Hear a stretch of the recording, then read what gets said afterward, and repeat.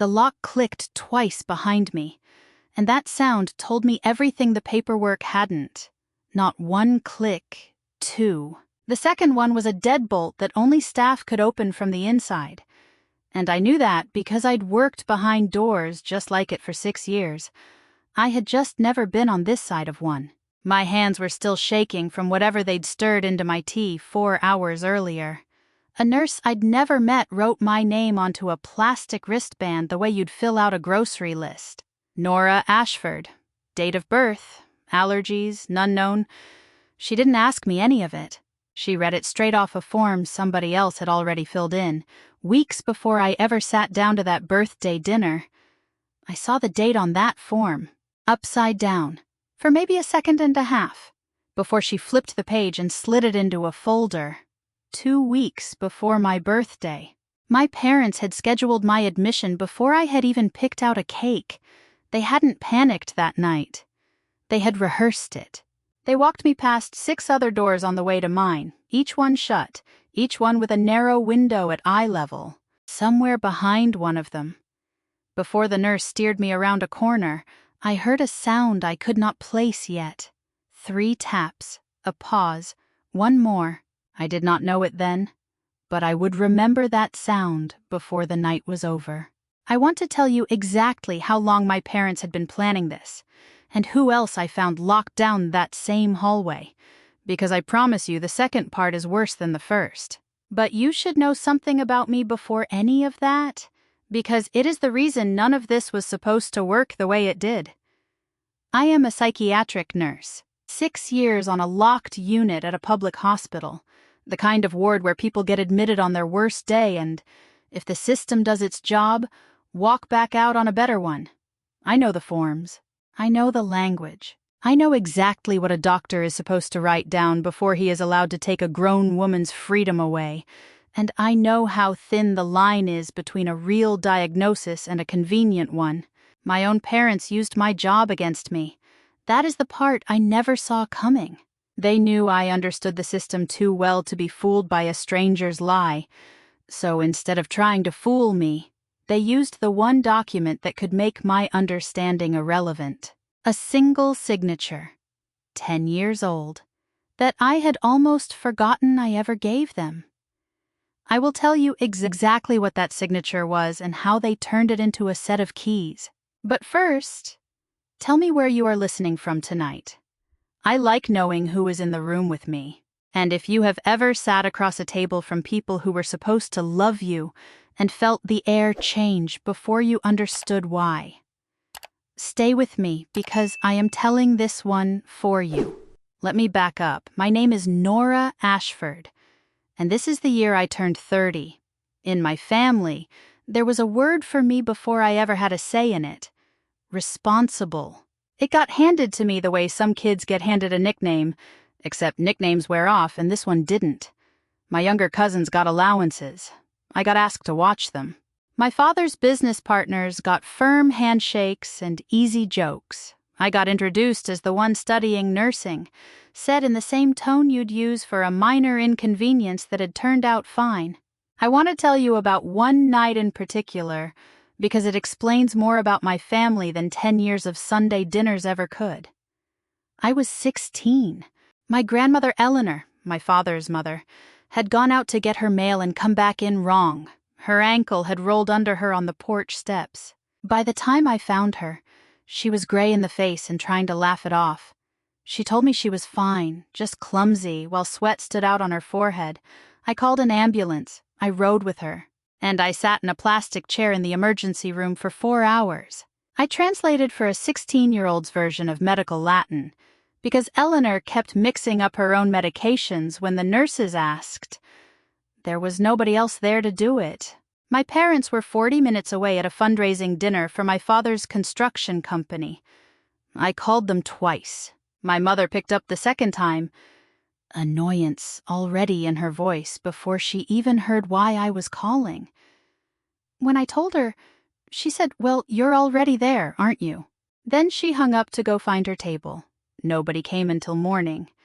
Eleanor had a hairline fracture and a lecture from the doctor about living alone, and I had a memory I would carry for the rest of my life. It was about exactly how far my usefulness went and exactly where it stopped mattering to anyone in that family except her. Eleanor never forgot it either. From that night on, whenever I stayed over at her house, we had a signal through the wall between our rooms. It was something we'd started years before as a game. After the hospital, it became something closer to a promise. 3 knocks, a pause, 1 more. It meant I'm still here.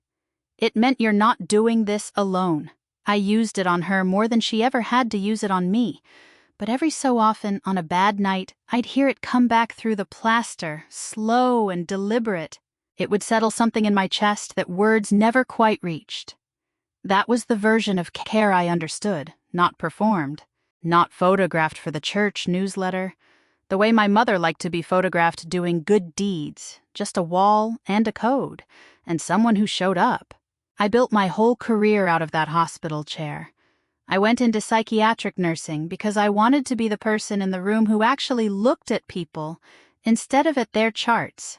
Nobody had looked at me that night, except a tired resident who at least remembered to bring me a cup of coffee around 2 in the morning. 6 years in, I had a good reputation, a small apartment, and a trust fund from my grandfather that nobody in my family liked to bring up at dinner. $500,000, sitting untouched since his death, set to transfer into my full control the day I turned 30. Until then, my parents held it jointly as co-trustees. It was an arrangement that had always struck me as strange for an adult woman with her own career. But it was one my mother had insisted on when I was 19, framing it as protection. "You never know what could happen," she'd said, sliding a folder across the table for me to sign. Just in case. I signed a lot of things at 19 without reading them the way I'd read them now. That folder held more than the trust paperwork. It held a mental health power of attorney too, tucked in near the back.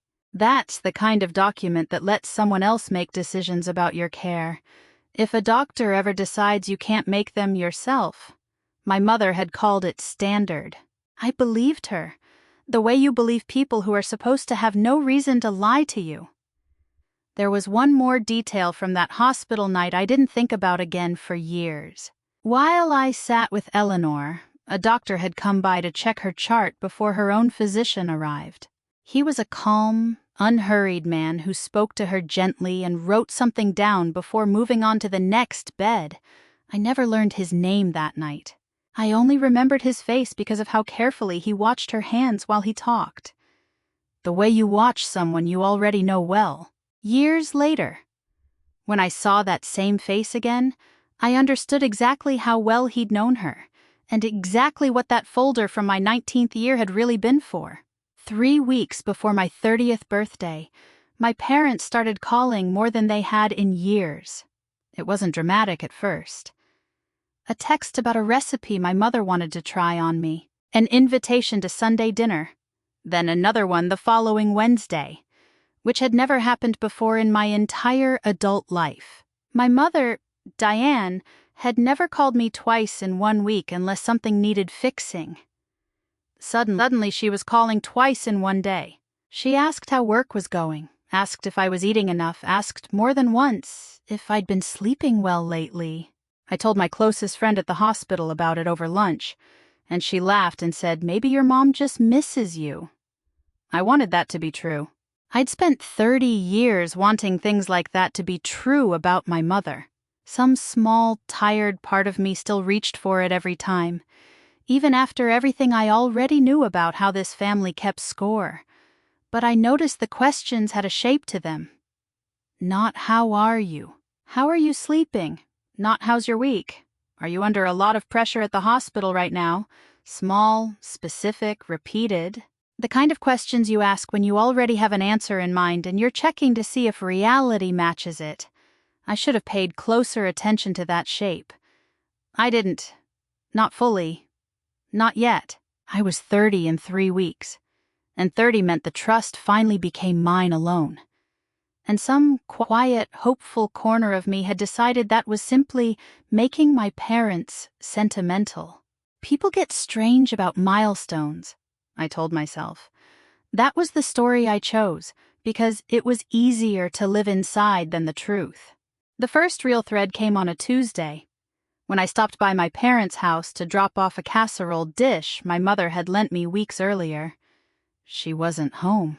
My father, Gerald, let me in and went back to a phone call in his office, distracted.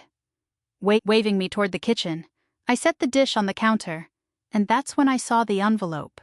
It was sitting half under a stack of mail, addressed to my father, with a return address I recognized before I could explain why. Fairhaven Wellness Center. Below it, a name, Dr. S. Wren. I stood there a moment longer than I should have, turning the name over, waiting for it to place itself. Then it did. The doctor from the hospital. The night Eleanor broke her ankle. The calm one. The one who'd watched her hands while he talked to her. I hadn't thought about him in years.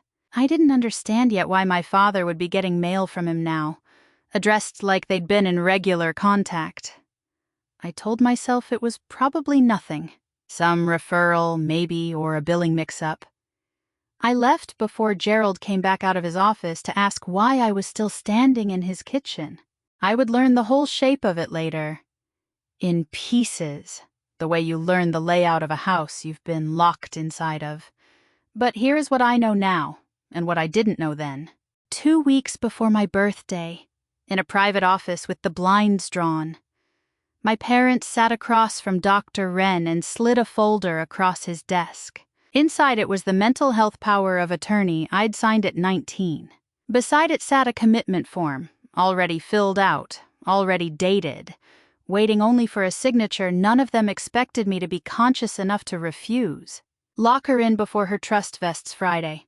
My mother told him, sign it now? He signed it that afternoon. My birthday dinner invitation went out the next morning, warm and ordinary.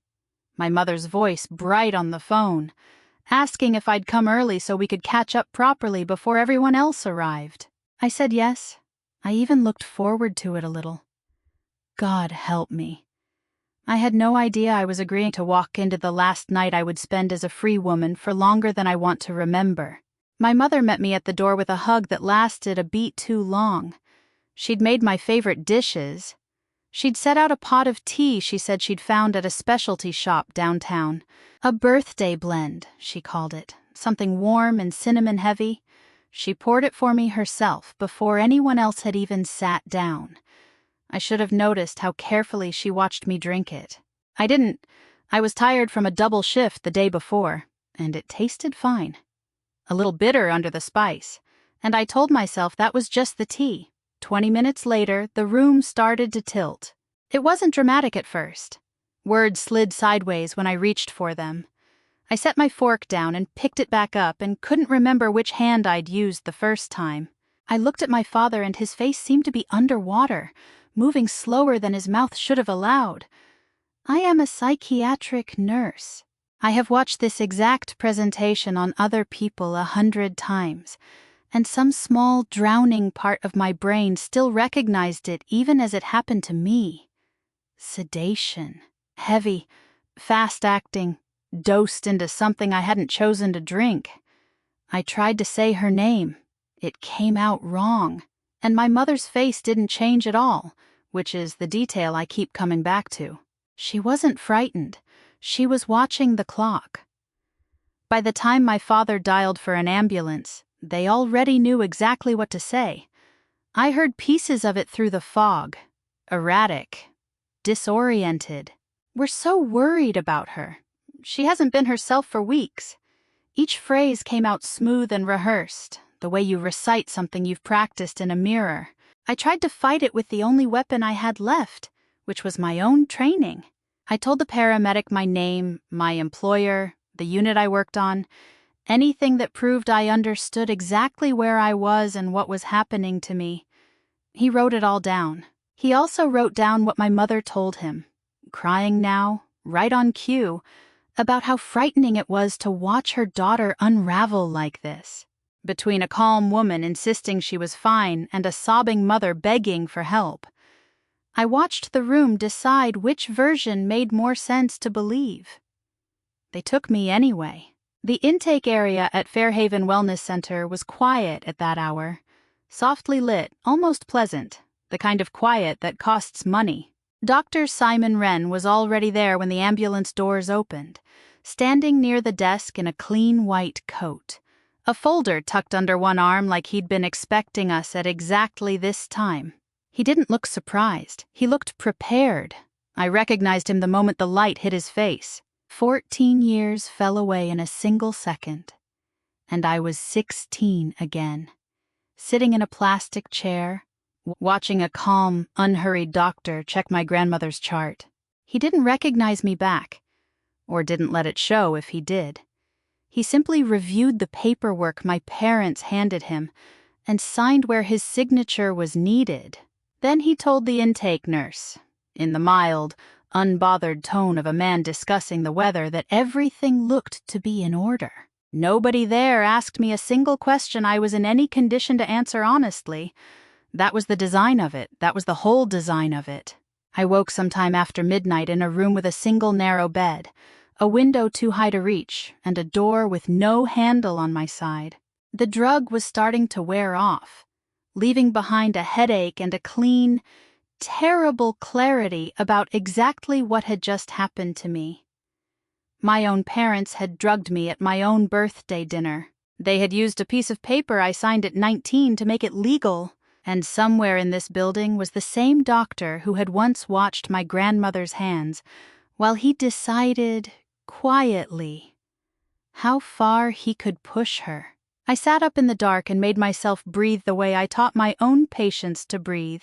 In for 4 counts. Hold, out for 6.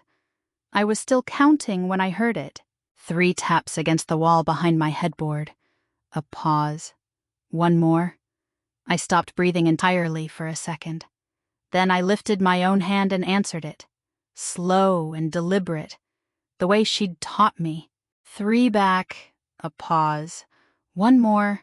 I hadn't heard that knock in years. I never expected to hear it through a wall like this one, in a place like this one, but I would have known it anywhere, and it meant exactly what it had always meant. I'm still here. You're not doing this alone. There was a vent low in the wall between our 2 rooms, the kind meant for air circulation, not conversation, but sound traveled through it if you got close enough and kept your voice under a whisper. I pressed my mouth near the grate that first night and said the only name I could think to say, Eleanor. The answer came back thin but unmistakable. Nora, is that you? Tell me that's you. It was her, my grandmother, 82 years old, locked in room 4B, 1 wall away from me. Same building, same night. Neither of us had known the other was here until a knock through drywall told us both. I want you to understand what that discovery did to me. Fear had been the only thing in my chest since the ambulance doors closed. And underneath the fear now, something else moved. Small and stubborn. Hope. Not because anything about our situation had improved. Both of us were still locked in, still drugged on somebody else's schedule, still entirely at the mercy of people paid to agree with whoever signed their checks. But I wasn't alone in it anymore. And after a night like the one I just had, that mattered more than I can explain to you. We talked in pieces over the following days, whenever the halls went quiet enough. It took 3 conversations to get the whole shape of why she was there.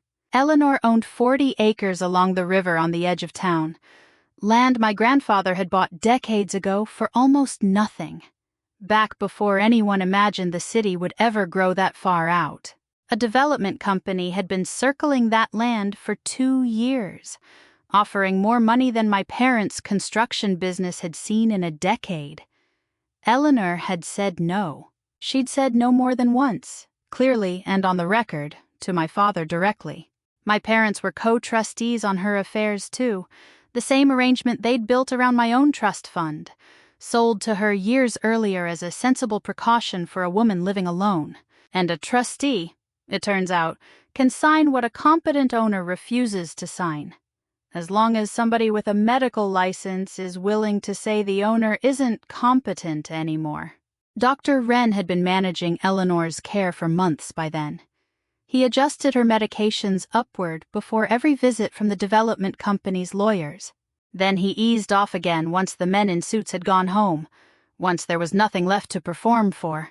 She told me she'd sign whatever they wanted while the fog was on her, and remember almost none of it once it lifted. Only a vague, sick feeling that she'd agreed to something she shouldn't have. They had done this to her before they had ever done it to me. I was the second target, not the first. And once I understood that, the whole shape of my parents' plan stopped looking like panic and started looking like a system. Refined once already and simply pointed at someone new. The staff member who brought our evening medications was a young woman named Danny. Quiet, efficient, careful never to make more conversation than her job required. The first few nights, she wouldn't meet my eyes at all. She checked my wristband, checked the chart, and handed me a small paper cup. She watched until I swallowed whatever was in it, the same as she must have done 100 times with 100 other patients. Every one of them had learned, the way I quickly did, that refusing only extended your stay. I started talking to her anyway. Not about the case, not at first. About her shift, about the cafeteria food. Small ordinary things that made her, briefly, a person instead of a uniform. On the 4th night, while she filled out my chart, I mentioned casually that I used to work a locked unit myself. I told her I knew exactly how hard her job was, and exactly how little anyone above her ever thanked her for it. Something shifted in her face, just for a second. Then it closed back up, and she finished her notes and left without answering. But she came back the next night, and this time she looked at me a beat longer than the paperwork required. I understood then that she already knew something wasn't right in this building. She'd been carrying it alone, the same way Eleanor and I had been carrying our own fear, until the wall taught us otherwise. I decided, that night, exactly what I needed to become for the next stretch of days. Not a patient fighting the system. A patient the system trusted. Calm.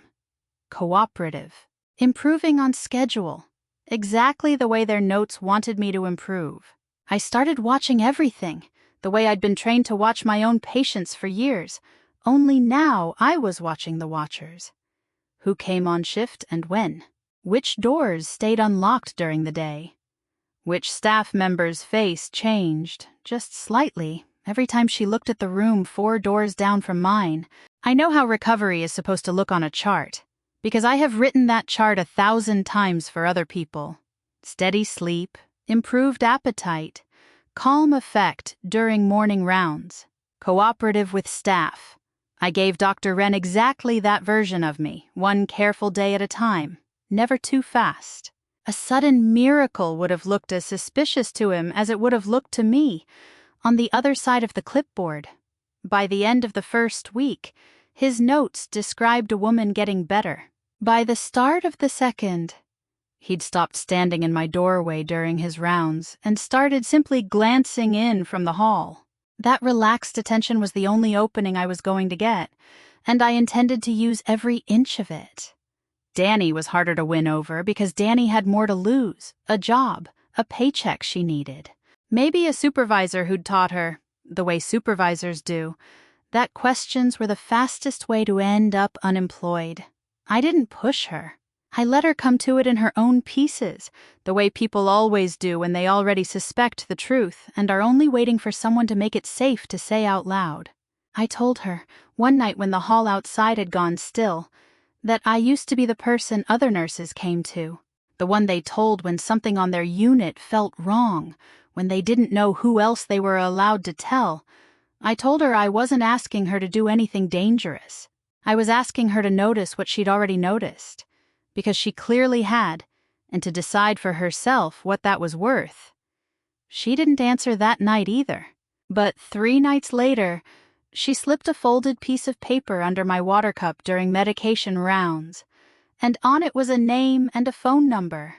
Vivian Kessler. Danny told me, barely above a whisper, that Kessler had represented another patient here 2 years earlier, a man Danny still thought about sometimes. The case had gone nowhere because nobody inside the building had ever managed to get her real proof. I don't have proof either. I told her, not yet. Then let's get some, she said. And for the first time since I'd arrived, she looked like she meant it all the way down. She let me use her personal phone during a break in her rotation, standing watch at the end of the hall while I dialed. Vivian Kessler picked up on the second ring, and I explained everything as fast and as clearly as I could. My training taking over the way it does in any emergency, facts in order, no wasted words. She was quiet for a moment when I finished. Then she told me something I already half knew and didn't want to hear. Paper helps, she said. But paper gets explained away in front of a judge by a good enough lawyer. What moves a case like this, what a judge can't argue with, is his own voice admitting it. I need him saying it himself, in his own words, to someone in that room with him. I understood what she was asking me to become. Not a witness anymore. A collector of evidence, standing directly inside the danger instead of watching it from a safe distance. 2 nights later, Danny came in for evening rounds with something new pinned inside her scrub jacket, and when she leaned close to check my wristband, she pressed it into my palm instead. A recorder, small enough to disappear into the seam of a button. The kind of thing you'd never notice unless you already knew to look. I sewed it into the button of my own hospital gown that night, working by the thin light through the door window, my hands steadier than I expected them to be. Somewhere down the hall, Eleanor was likely awake too, waiting the way she'd waited her whole life for someone to finally take a careful history and let the facts do the indicting. I only had one task left in front of me now, and it was the hardest one. I had to get Simon Wren alone, get him comfortable, get him talking, and get him to say the truth out loud with his own mouth while I stood close enough to catch every word of it. I requested the meeting myself, which is the part I still think about.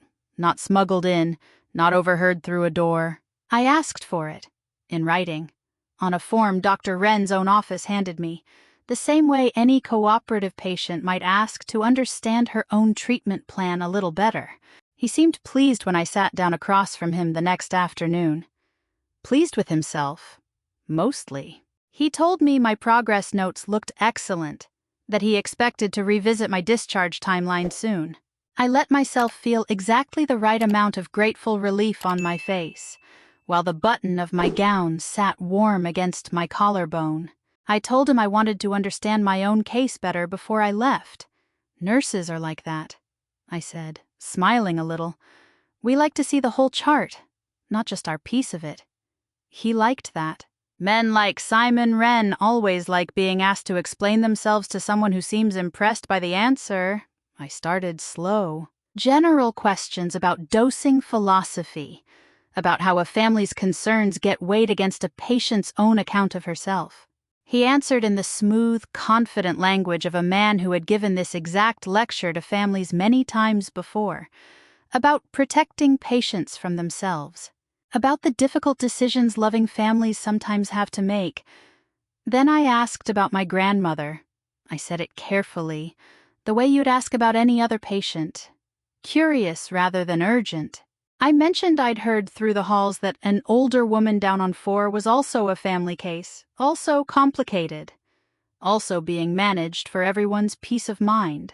I asked whether adjusting a patient's medication around a family's schedule, ahead of an important meeting or a signing, was standard practice here. Something in his posture eased. The way people relax when they think they're finally talking to someone who understands the real work.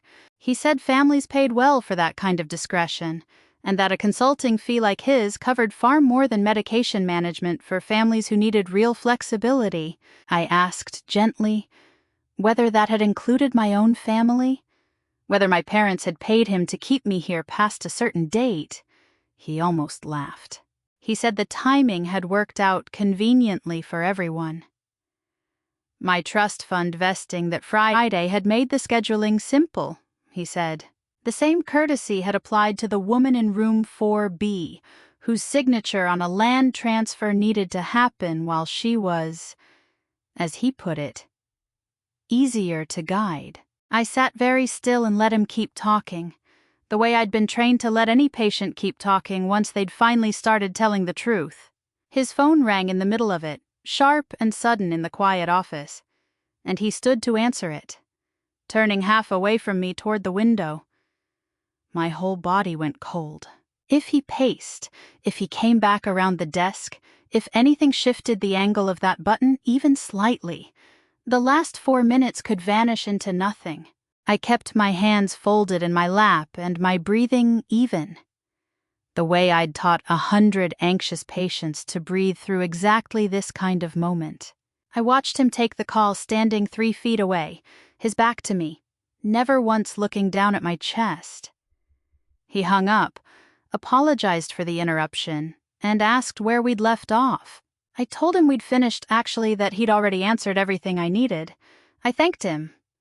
I meant it more than he understood. I walked back to my room on legs that didn't feel entirely mine. The second the door clicked shut behind me, I pressed my back flat against it and let myself shake for exactly 1 minute before I made myself stop. Then I went to the wall and knocked. 3, a pause, 1 more. Eleanor's answer came back fast this time. I told her, through the vent, in pieces small enough to fit through a gap in drywall, that I had it, his voice, his own words, everything. She didn't say anything for a long moment. Then I heard her exhale, long and shaking, the sound of a woman who had been holding her breath for longer than 1 night. Danny found me an hour later during rounds, and her face told me something had changed before she said a word. The development company was sending representatives in the morning, she whispered.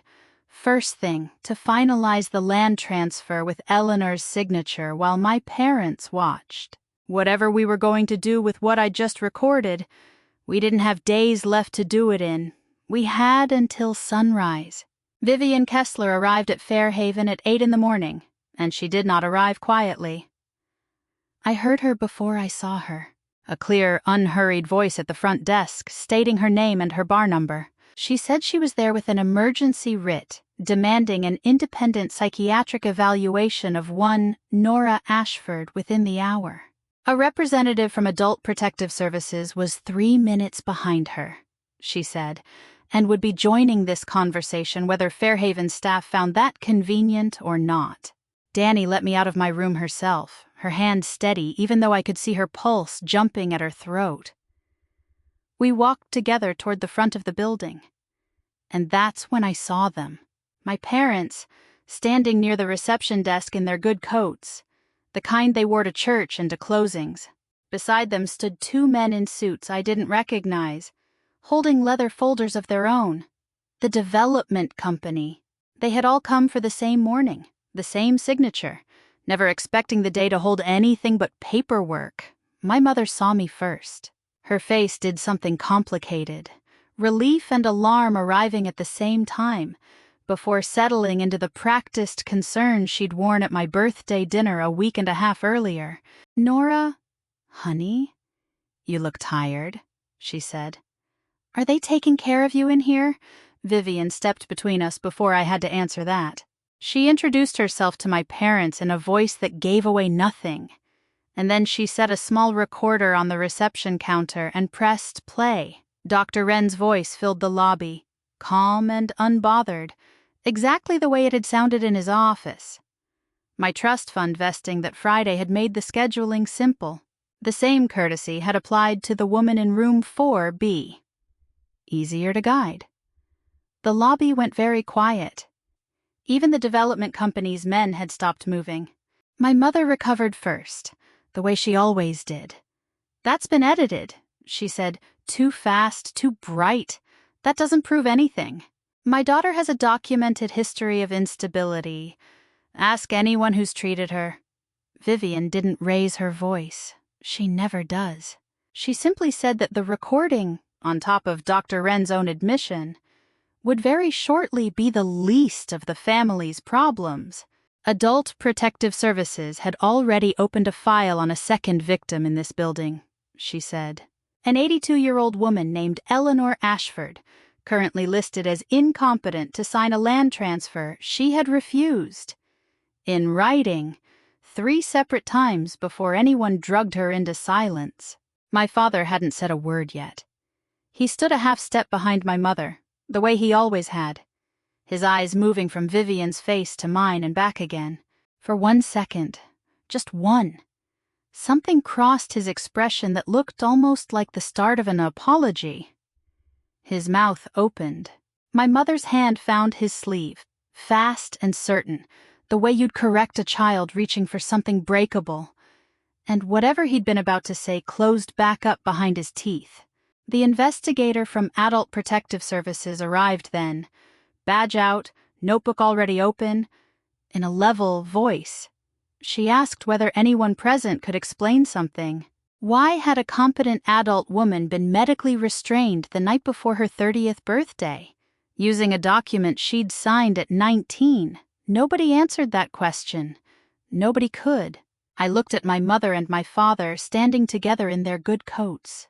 For the first time since I was a child, I didn't feel the old pull to soften anything for them, to explain, to make the moment easier on everyone but me. Diane, I said, Gerald, you are not my parents in this building. You are 2 people who drugged your own daughter and your own mother for money. And there are people here whose entire job is what you did to us. My mother's mouth opened to answer, and nothing came out of it at all. 2 uniformed officers came through the front doors a minute later, called ahead by the investigator once the recording had confirmed what her paperwork already suspected. I watched them read my parents their rights in the same lobby where I'd woken up 9 days earlier with a plastic bracelet on my wrist and no handle on the inside of my door. My mother was still talking as they walked her out. Still explaining, still certain that the right sentence would fix this, the way the right sentence had always fixed everything before. Eleanor came down the hall on Danny's arm a few minutes later, dressed, steady, her chin level in a way I hadn't seen since before any of this started. She crossed the lobby to me and took my hand, and for a moment neither of us said anything at all. We didn't need to. We'd already said everything that mattered, 3 taps at a time, through a wall neither of us had chosen and both of us had survived. The paper did the rest, the way it always does once the right people finally read it. The district attorney's office charged my parents with false imprisonment and elder abuse through medical means. Both felonies, both built on records that were, by then, impossible to argue with. Dr. Wren's own recorded voice became the centerpiece of the state's case. He lost his license within the month, and the board's ruling used the word deliberate more than once, which is not a word medical boards use lightly. He was charged as well, as an accomplice, for both what he did to me and what he did to Eleanor over a much longer stretch of time. My parents went to trial 8 months later. I sat in the courtroom for all of it, and I will tell you honestly that no part of it felt like the movies. There was no shouting, no one broke down and confessed on the stand. There was only a slow, patient unfolding of dates and signatures and recordings, laid out one at a time until the story told itself without anyone needing to raise their voice. My mother was convicted on both counts. My father, whose one moment of hesitation in that lobby turned out to be the closest he ever came to standing apart from her, was convicted as well. The judge noted his more passive role at sentencing. They are both serving time now. I don't know the exact day either of them comes home. And for the first time in my life, that isn't a fact I feel the need to track. The development company withdrew from Eleanor's land within a week of the arrests. Once their lawyers understood exactly what they'd nearly signed, her 40 acres stayed hers, the way they should have all along. My trust vested the following spring, a little later than planned, tied up briefly in the paperwork of a case that needed every signature to be beyond question this time. When it finally came through, I read every page before I signed a single one. The nurse in me, the watcher in me, was never going to stop reading the fine print again. Eleanor lives with me now. We moved her things into the room down the hall the same week the charges were filed. Some nights, out of habit more than fear, one of us still knocks on the wall between our rooms before we go to sleep. 3 taps. A pause. 1 more. It doesn't mean the same thing it used to mean. It isn't a rescue signal anymore. It's just 2 women who found each other on the worst night of their lives, checking in, the way people who've earned each other's trust always do. I went back to work 6 weeks after the trial ended. My patients don't know any of this, and I intend to keep it that way. But I notice I read their charts a little differently now. I ask one more question than I used to. I watch a little longer before I decide I understand what I'm looking at. If you've ever signed something at 19 or 25 or 30 because someone you loved told you it was standard, just a formality, nothing to worry about, here's what I want you to do. Go find that document tonight and actually read it. Ask what it lets someone else decide for you, and when. Don't hand anyone a signature you haven't fully understood, not even the people who raised you. Especially not the people who raised you, because love is not the same thing as a right to your life. I didn't get my freedom back because anyone finally believed me. I got it back because I stopped waiting to be believed and started building a record instead. That's the whole lesson, if you need one. You don't need them to understand, you just need the paper and the patience and one person on the other side of a wall who knocks back.